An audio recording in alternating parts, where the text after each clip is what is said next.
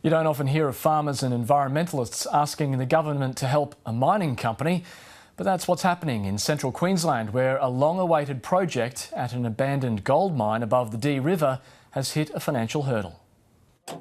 Ian Scott has lived along the Dee River all his life, and he's seen it at its worst. We've seen dead fish and red claw and yabbies.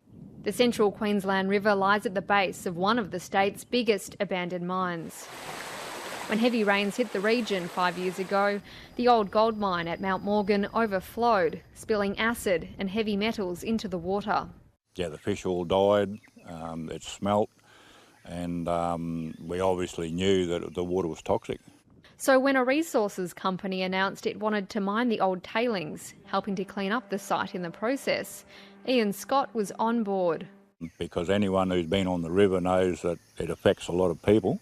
But now, 4 years into its proposal, Carbine Resources isn't sure if the project stacks up financially. It wants the state to chip in $25 million. That can be done through a reduction in royalties, could also be done by some sort of grant or fund. The state government spends about $3 million a year maintaining this site and its dams full of toxic water. It doesn't have a plan for rehabilitation, but estimates start at around $500 million.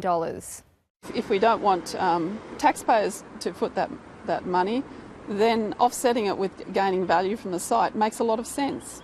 A local environmentalist agrees. Queensland Government could definitely forego the royalties on this project. It's probably the best chance that we've got for a clean-up at Mount Morgan mine site. The government says since 2013, it's taken steps to prevent another uncontrolled spill into the Dee River.